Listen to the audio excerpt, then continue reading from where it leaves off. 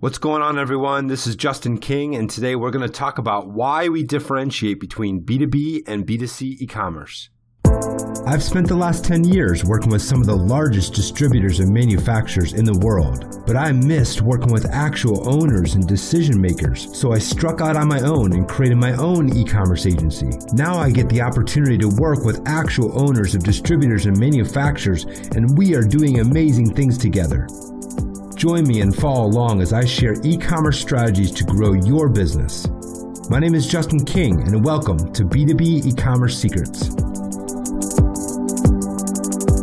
So before I get into the episode, I just wanted you to know that as I listened back to this, I annoyed myself with how many times I use the words B2B and B2C e-commerce together. So hopefully I don't annoy you too much, but the content in this episode is great. Let's get started.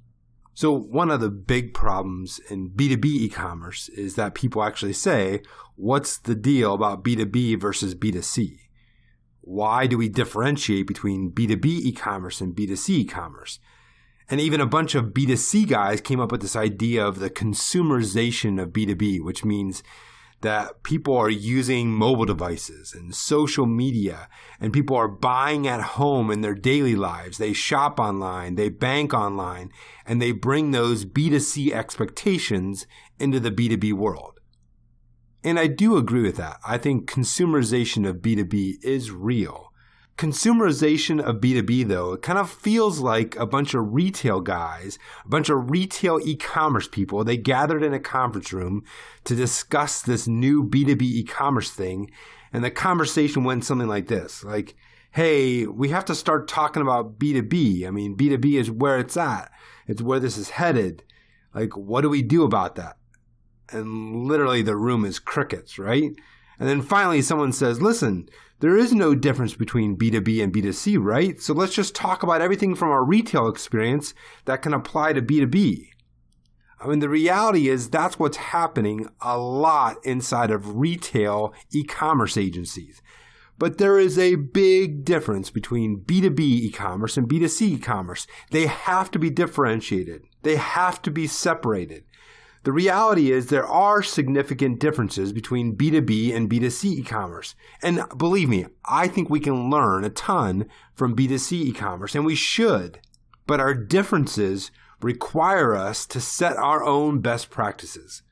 So here's a rundown of a few of the major differences that exist between B2B e-commerce and B2C e-commerce. First of all, foremost, the people that are coming to your website, manufacturers and distributors, the people that are coming to your website, they're not there because they want to be there. They're there because they have to be there. It's their job to be there. They're not casually shopping for shoes and find your website. No, they're doing their job. They have a problem. They need a solution, so they landed on your website to have them solve that solution. It's their job to be there. And how we define someone's job and how we meet their job and meet the expectations of their job and help them do their job easier is a critical and important part. The number two difference is that in B2B, the purchasers typically purchase not as individuals, but as a company and often by committee. 70% of B2B purchase decisions include at least two decision makers. And almost 30% include more than 5 decision makers. Purchase by committee. There are multiple people involved. It's just not about one single person. It's about a group of people. And that group of people can have different roles and be looking for different things. Number 3 is that your customers, the organizations that are buying from you, right? Not people, although there are people involved, but the organization that's buying from you is complex. These organizations can be distributed or have central contracts. They have multiple departments. They have multiple business units, multiple locations, multiple jobs, multiple bill tos, multiple ship tos, and multiple users. These are complex organizations. Number 4, the relationship between you and the buying organization or the customer is typically dictated by a contract. The relationship is defined by a contract between you and that organization. The contract has terms and conditions. It has pricing. It has products customers are allowed to buy or not allowed to buy from. The contract is the central document that defines the relationship between you and your customer. As part of that contract, you have contract pricing. You have custom catalogs, meaning that sometimes customers can only buy these items from you. They can't buy your whole catalog. They can only buy these 100 items that's been contracted with you to buy. That creates lots and lots of complexity. Number 5, I think we're on number 5. Number 5 is that customers or consumers and buyers are different. People are not shopping, they are buying. Whenever I work with a software platform and we talk about like how do you talk to distributors and manufacturers, the first thing we tell them is stop talking about shoppers, talk about buyers. We don't have shoppers, we have buyers. We don't have a shopping cart, we have an order.